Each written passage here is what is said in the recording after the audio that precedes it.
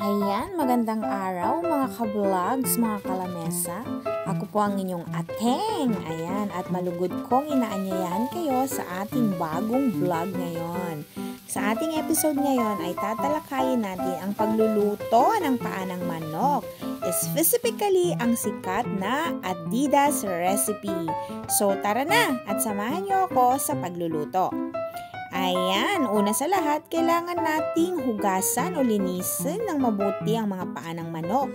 Siguraduhin nating tanggalin ang mga anumang dumi o kalat na nakadikit sa mga ito. Pero normally, kapag bumili ka sa palengke, dito sa Korea, malinis na siya at wala na siyang kuko.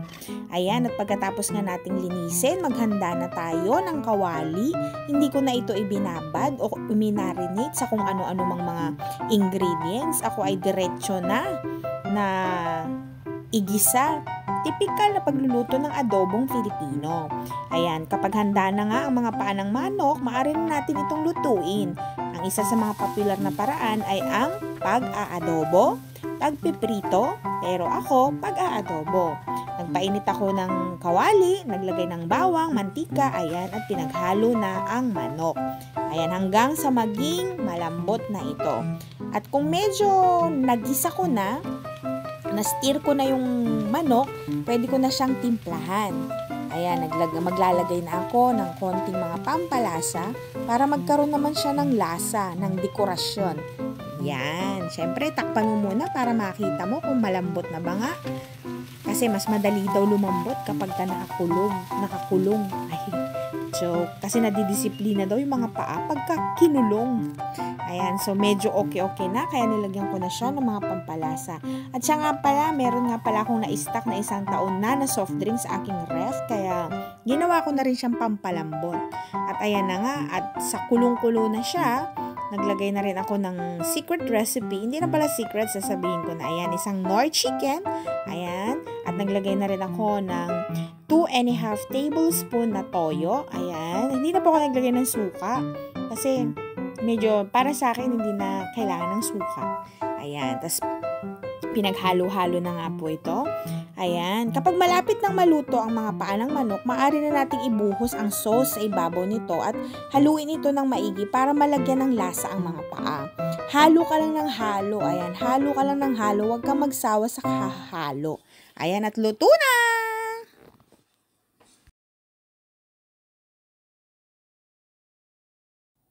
Ayan, syempre narito ang steps by step guide para sa inyong vlog ng pagluluto ng Adidas o paa ng manok. Unang hakbang, syempre linisin. Nakita nyo naman na nilinis ko nga ang mga paa nito at hindi ko na siya minarinate kasi hindi na kailangang i-marinate. Ayan, so naghanda nga ako ng isang napakalinis na kawali. Ayan, at sinalang ko sa aking cute na kalan. Ayan, at ako ay nagpainit ng kawali at syempre ito ay lalagyan mo ng mantika. Ayan, igigisa mo muna ang bawang, ganyan. Tapos, pagkatapos linisin, ibabad mo lang ng mga ilang minuto lang sa pinaghugasan mo. Ayan. Ang karaniwang marinate nito sa iba ay binubuo ng toyo, suka, bawang, luya, at medyo iba pang mga tuyo na, pampalasa. natutuyo Pero na ako, yung hindi ko na kanyang siya sabaw, minarinate. pwede mo na Kasi siyang diretsuhan hinaan na mo to. na yung Ayan, kalan. shortcut. Tapos kumbaga. hintayin mo na lang Ang siya paghanda na ng mga paa ng medyo manok, maaari mo nang lutuin mag-cool ito sa down iba't yung ibang kanyang paraan na ayon sa version mo. Kasi version ko to, at diba? yun.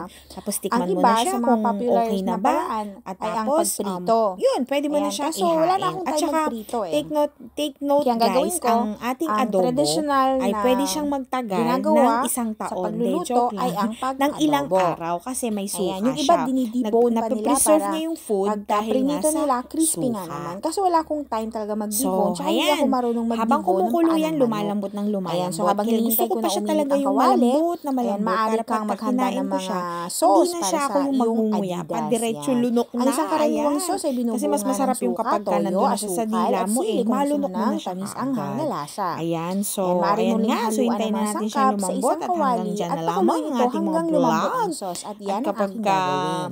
masarap o malapit ng hindi, maluto, ako na lang ang po ang mga paa ng manok, nakakaalam. maaari mo nang ibuhos Thank ang you. sauce Bye-bye. sa ibabaw. Pero ako, iba yung ginawa ko. Siyempre, marami akong mga tira nung Christmas pa ng mga soft drinks. Ayan, ginawa ko, pinagpapakulo-kulo ko yan dyan. Ayan, syempre.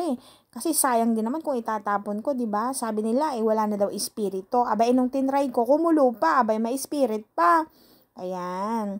So, yun lang. At kung talagang gusto ninyong kumain, madali lang naman. Maghanap lang kayo ng mabibilhan ninyo. Gisa nyo lang, typical na adobo, kulturang Pilipino. Mag-adobo kayo ng ayon sa gusto nyong panlasa. Version nyo yan, version ko to. Yan. Okay?